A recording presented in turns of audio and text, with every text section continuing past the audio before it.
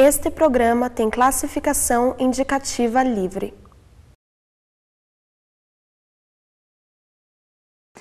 O conceito de trabalho existe desde o início das sociedades. Contudo, a possibilidade de escolher uma profissão é um problema relativamente novo. No passado, os ofícios eram determinados pela camada social ou pela família. Mas com o aumento dos processos de industrialização e de intercâmbio comercial, criaram-se formas diversas de trabalho e ofícios, aparecendo então a necessidade e a possibilidade de escolha.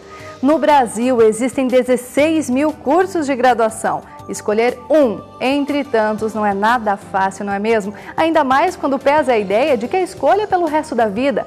Não é à toa que tanta gente se sente insegura e fica estressada. Qual o papel dos pais nessa escolha? O que levar em consideração na hora de decidir que carreira seguir? Eu sou Thaís Leonardi e o Em Tese de hoje já está no ar.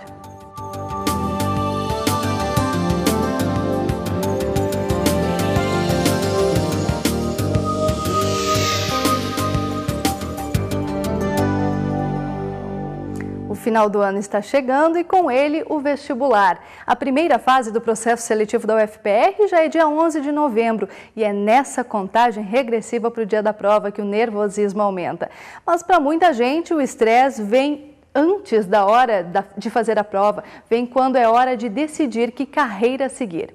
Vestibular e escolha profissional são os temas do Em Tese de hoje e quem participa com a gente nesse programa é a Rafaela de Faria, psicóloga, mestre em educação pela UFPR e doutoranda em educação pela Unicamp, e também Mariana Dalmoro, psicóloga e orientadora profissional. Sejam bem-vindas ao Em Tese. Obrigada. Obrigada pelo convite, Thaís. É um prazer tê-las aqui. Rafaela, na sua dissertação de mestrado, você estudou a relação entre o comportamento dos pais e a escolha profissional dos filhos. Como é que se dá essa relação no processo de escolha da carreira profissional? Certo. Os pais, eles influenciam de diversas maneiras, né? Cada família, se a gente for pensar, tem uma forma de interação. E essa interação varia, pode ser, por exemplo, pais que são mais autoritários, então aqueles pais que têm uma escolha que eles consideram adequada para o filho e manifestam isso verbalmente: olha, gostaria que você seguisse determinada profissão. Essa é uma maneira que os pais acabam interagindo.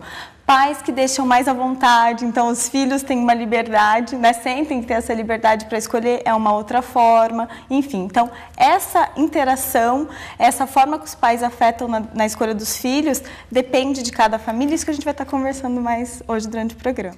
E é uma fase bem complicada mesmo, né? Tanto para os pais quanto para os filhos. Os pais tendo que lidar com a primeira vez que o filho está tendo mais autonomia para decidir o seu próprio futuro. E para os filhos também essa transição da adolescência para a fase adulta. Isso gera muito conflito? Gera conflito, principalmente quando a gente encontra pais, como diz a Rafaela, que de alguma forma eles negligenciam esse momento. Então o filho, ele requer a ajuda desses pais, mas eles não se posicionam. A gente ouve muito eles falando: quando você tiver a oportunidade de fazer uma escolha, faça uma escolha que você se sinta bem, a gente está aqui para te apoiar, mas a decisão é tua. Então eles, de alguma forma, eles não omitem nenhuma opinião, nem a favor nem contra. O que de alguma forma também gera conflito para esses filhos que se sentem desamparados, eles solicitam que esses pais conversem e dialoguem sobre esse assunto. A gente também tem outros pais que eles de alguma forma eles direcionam os filhos para algumas determinadas carreiras, alegando que vai ganhar bem, que vai sair da universidade com um emprego garantido, que vai ter status social,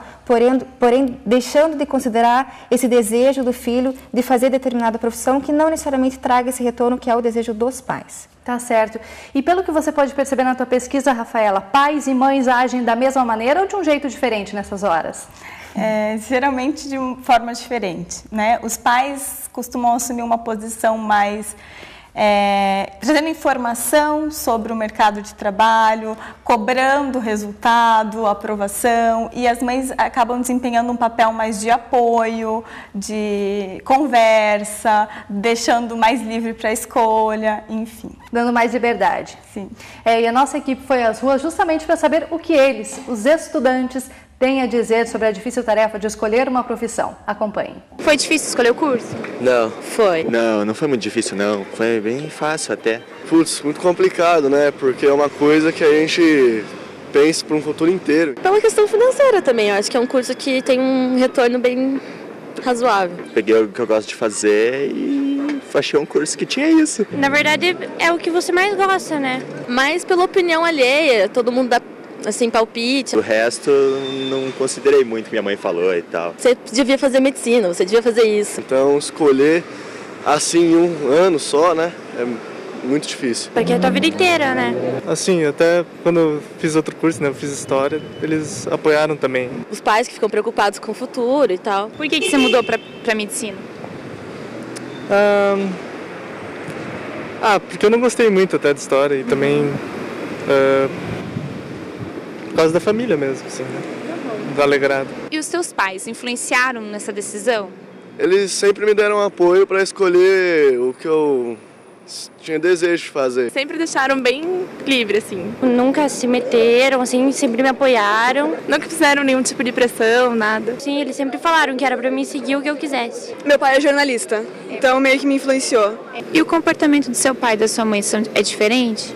Muito. Não, eles me apoiam. O meu pai é bem diferente. Totalmente diferente. Eles ajudam igual, eles apoiam. Eles falam, se você não passar no vestibular, você não tem problema. E o meu pai exige que eu estude bastante, cobra muito. Pelo meu pai eu faria medicina, até porque ele é médico. O meu pai, ele sempre achou que eu era para a área da engenharia, mas sempre dá apoio também. E minha mãe deixa mais assim, como se tivesse que partir de mim. E minha mãe me apoia no que eu quisesse. Minha mãe já, tudo que eu quero, assim, ela fala, não, pode fazer que se é o que você gosta, você tem que fazer. Ela não faz muita pressão, assim, ela deixa meio livre.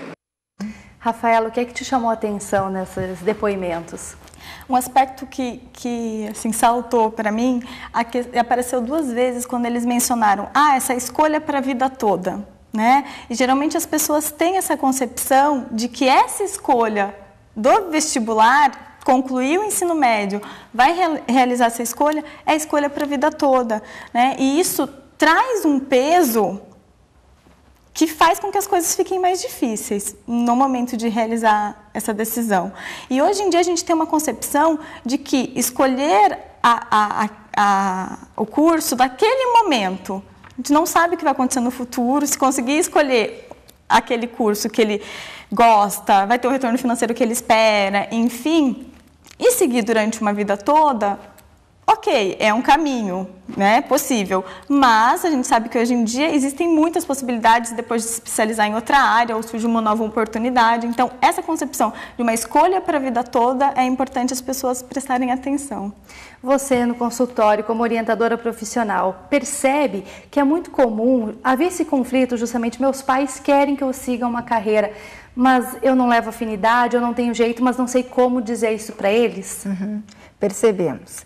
Principalmente em algumas áreas relacionadas a profissões ainda caracterizadas como para homens e para mulheres, né? Ou quando a gente vê algum adolescente que vem de um regime mais, um colégio mais militar e ele quer fazer uma faculdade, por exemplo, de design. Então a gente tem um pai que tem um certo preconceito relacionado àquela área. Então, além da gente fortalecer essa escolha junto com o adolescente, a gente também trabalha essa autoafirmação dele ter responsabilidade suficiente para encarar esses pais e contar para eles dessa decisão. Rafaela, na sua dissertação a gente percebeu alguns dados importantes, agora inclusive a gente vai colocar um gráfico aqui na tela que mostra um deles, que diz o seguinte: o nível socioeconômico das famílias, o fato de alguns estudantes estudarem em escolas públicas, outras em particulares, houve uma diferença em relação ao nível de estresse. Para que se dá essa diferença maior de estresse percebido em alunos de escolas particulares? Isso é importante mencionar, que os estudantes desse estudo, que a gente não pode generalizar, né? Que foram 268 estudantes, 150 de instituição pública e 118 de instituição privada.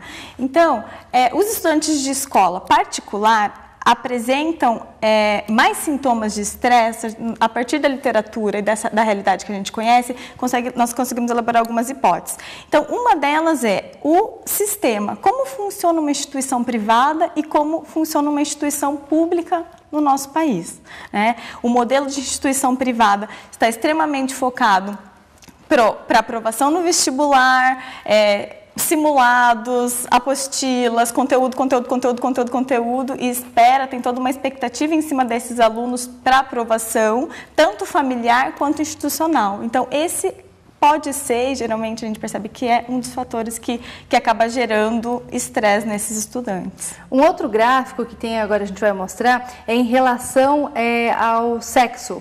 Meninos e meninas. As meninas apareceram como mais decididas na hora de escolher a profissão. Isso pode ter a ver com a maturidade, que mulheres amadurecem mais rapidamente do que os homens?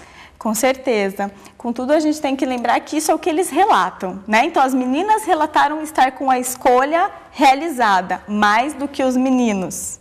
Né? Então, esse é o relato que elas trazem e... Então, isso costuma acontecer, geralmente, né? Até que se a gente for pensar no desenvolvimento humano, as meninas costumam trazer algumas características de maturidade um pouco mais cedo. Tá certo. E, na verdade, as meninas também, logo cedo, elas se confrontam com essa alternativa de ter que escolher. Desde ter que escolher uma roupa para sair, ter que escolher um lugar para ir, ter que escolher qual escola quer estudar. Então, os pais, de certa forma, eles dão liberdade grande parte para as mulheres também ter essa decisão de uma forma mais flexível, o que vai favorecer para que ela tenha uma decisão mais madura. Nesse período. Nesse período. Uhum. E agora a gente faz uma breve pausa na nossa conversa, porque é hora do giro de pesquisas pelo mundo. Acompanhe.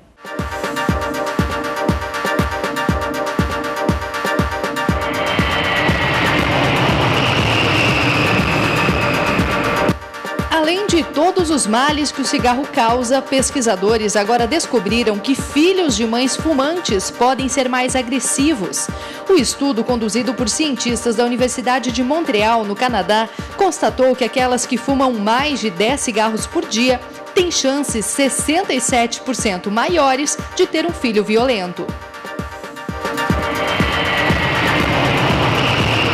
Pessoas feias ganham menos. Foi isso que concluiu uma pesquisa feita por economistas norte-americanos. De acordo com o estudo, as pessoas belas demonstram mais confiança, característica que atrai os empregadores. A pesquisa foi publicada na revista americana American Economic Review.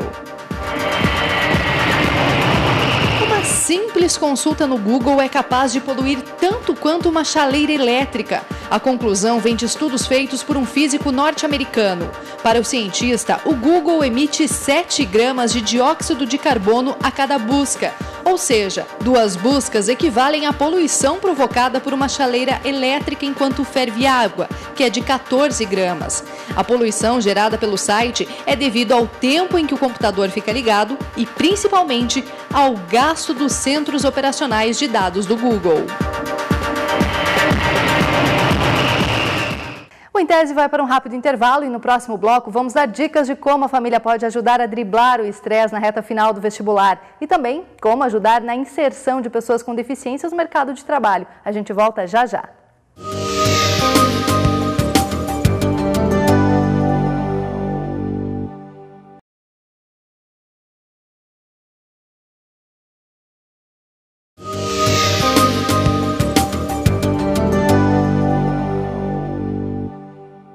Vestibular e escolha profissional são os temas do Em Tese de hoje e quem participa com a gente são Rafaela de Faria, psicóloga, mestre em educação pela UFPR e doutoranda em educação pela Unicamp e também Mariana Dalmoro, psicóloga e orientadora profissional. Bom, no bloco anterior a gente já falou um pouquinho a respeito do estresse na hora de escolher um curso, né? E isso está estreitamente relacionado com o dado que eu vou trazer agora, que diz que o índice de abandono de cursos gira em torno de 40%. Só em 2009, olha só, o Paraná desperdiçou R$500 bilhão com evasão nas instituições de ensino superior. E estudos da USP ainda mostram que metade dos que desistem do curso fazem isso porque tiveram problemas na hora de decidir que carreira seguir. Quais os fatores, Rafaela, devem ser levados em consideração na hora de escolher uma profissão para que justamente não haja isso que a gente acabou de ver? Bom, não dá para a gente garantir que não vai existir isso, né? Mas tem 2 aspectos que quando a gente pensa em escolha da carreira, independente do momento que for, seja para o vestibular, seja quando está concluindo um curso, seja quando já está inserido no mercado de trabalho, que são fundamentais. Um deles é o autoconhecimento, então é extremamente importante que a pessoa se conheça as suas habilidades, as suas competências, o que ela gosta, o que ela não gosta, o que ela gosta e não gosta, para o lazer, o que é para o profissional, porque às vezes existe uma confusão em relação a isso, né? Então, por exemplo, gosto de viajar, ok, quero fazer turismo. Como é que fica, né? Então, o autoconhecimento é fundamental e isso inclui como a família também influencia nesse processo, né? Se é uma pessoa, como a gente pode ver ali, que tem necessidade e não consegue expor a sua opinião, ou gostaria de fazer aquilo que os pais orientam como adequado para eles. Então, o autoconhecimento é fundamental e o outro aspecto, a informação. Só com autoconhecimento as coisas não são possíveis, porque se você não conhece as profissões e tem estereótipos e não sabe exatamente o que cada curso oferece, como está o mercado de trabalho, fica difícil. E só com a informação profissional e sem o autoconhecimento também é bastante complicado. Então, autoconhecimento e informação profissional. Quais são as queixas mais comuns que você percebe quando o adolescente, o jovem, chega no consultório pedindo uma orientação? A dificuldade de escolher por um curso. Né? Dentre essa grande demanda de cursos interessantes que a gente tem, escolher um para exercer para o resto da vida. Então, a grande demanda, esse índice alto da evasão escolar, a gente percebe por essa falta de preparo deles e essa dedicação de ter um tempo para pensar nessa escolha. Né? Muitas vezes eles estão estudando ou para passar de ano ou para passar no vestibular. E de repente eles passam naquele curso que eles escolheram, começam a cursar e identificam que aquela formação não bate com o que eles querem profissionalmente. Então aí que a gente verifica que eles ou terminam o curso frustrados e depois vão procurar um recurso de uma orientação profissional, ou desistem e também continuam nessa falta de motivação para procurar um outro curso porque não se dedicam à informação profissional e autoconhecimento. Um outro dado que é bem interessante e aparece lá na sua dissertação é esse que aparece aqui em relação a esse gráfico do nível de estresse dos alunos, dos jovens que tem a mãe em casa o dia todo, que a mãe é dona de casa. Por que esses estudantes acabam se estressando mais, ficando mais estressados por ter a presença da mãe o tempo todo ali? Quando a gente fica mais tempo com uma pessoa, a possibilidade de ter uma interação positiva ou negativa aumenta, né? Então, quando as mães ficam mais em casa, elas estão ali cobrando mais, supervisionando mais, monitorando mais, exigindo mais algumas vezes, né? Então, esse é um dos aspectos, do aspecto que acaba afetando nesse resultado. Mariana, e quando a gente fala especificamente de mercado de trabalho ou então de vestibular para pessoas que têm algum tipo de deficiência, lá onde você trabalha, vocês têm especificamente contato com deficientes auditivos. Nesses casos, o acesso ao mercado de trabalho acaba sendo mais restrito? O acesso ao mercado de trabalho não necessariamente, porque existem vagas sobrando para que eles consigam ter uma oportunidade de emprego. Porém, falando da deficiência auditiva em específico, a gente sabe que eles são muito mais visuais, né? Então, no caso, na hora de preencher uma ficha, na hora de responder uma entrevista, a gente precisa trabalhar muito no concreto com eles. O que significa, né, as minhas qualidades, os meus defeitos, né, as minhas prioridades. Então, eu preciso trabalhar antes com esse adolescente quem ele é, para que a partir disso ele sinta segurança suficiente para escolher uma profissão, seja para trabalhar sem fazer uma universidade, ou seja, tentar uma universidade através da lei de cotas, que é um direito dele também de ter ou intérprete, ou necessariamente nas empresas ele ter uma vaga específica que ele vai estar conta daquela função.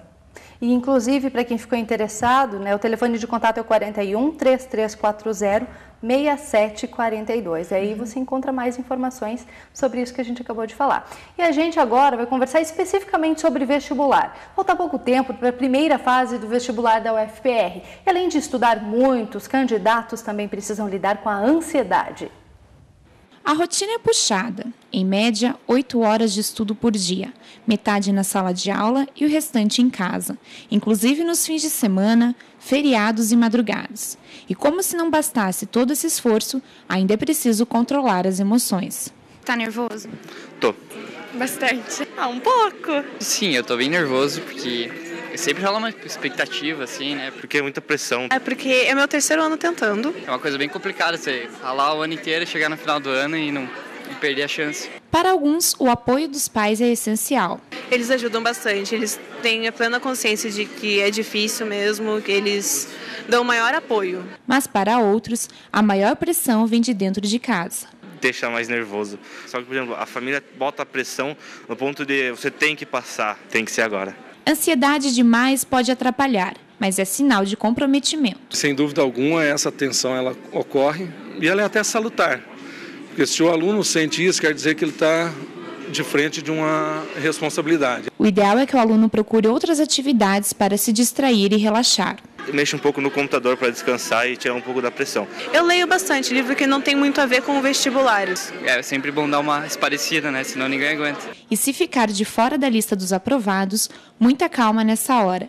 É preciso ter ânimo para recomeçar. Vão passar poucos por esse funil que é o vestibular. Então o que acontece? Esse aluno ele tem que ter calma. A hora dele vai chegar. Pois é. Dicas agora, como enfrentar esse período todo sem enlouquecer, né? Para aliviar o estresse, aliviar a ansiedade. Existem 3 aspectos que são importantes. Quando a gente pensa em estresse, geralmente as pessoas trazem muito, até na dissertação você deve ter observado isso, muitos aspectos psicológicos, né? Mas 2 desses 3 influenciam diretamente, às vezes a gente esquece, que é a questão da alimentação, uma alimentação mais saudável, praticar atividade física, independente de qual modalidade for, e aí sim o esparecer que eles trazem, né? Que está diretamente relacionado com o psicológico, que é fazer atividades que para ele traz algum tipo de relaxamento, satisfação, prazer, porque esse momento, alguns geralmente excluem totalmente, ficam com foco ali, que tem que existir esse foco, mas isso faz com que ele tenha mais concentração e tenha depois um desempenho satisfatório. Tá certo. E o que fazer se não passou? Da onde buscar essas forças para recomeçar no ano seguinte? Principalmente da reação familiar, né? Se a família é uma família que apoia esse jovem e insiste com ele que ele terá uma nova oportunidade no ano seguinte, ele terá mais confiança para continuar essa tentativa. Rafaela, você agora está fazendo doutorado na Unicamp, também em educação. Fala um pouquinho para a gente o que é que você está estudando agora. Agora, deixei um pouquinho os vestibulandos na pesquisa e estou com foco nos universitários. Então, estou estudando o desenvolvimento de carreira dos universitários, pensando aí num planejamento que a universidade possa facilitar nessa trajetória para ingresso no mercado de trabalho. Mais uma questão de escolha também, né? Mais uma vez, e isso a vida toda, né? Tá certo, então. Espero você agora, da próxima vez, quando você já tiver defendido a tua tese, para participar de novo aqui do nosso programa. Será um prazer. Muito obrigada pela participação de vocês no Em Tese de hoje. Eu que agradeço. Foi um prazer tê-las aqui. O Em Tese fica por aqui, mas você pode rever esse e outros programas no nosso site. Participe, mande suas dicas e sugestões para o e-mail emtese@ufpr.br. A gente se vê na semana que vem. Até lá!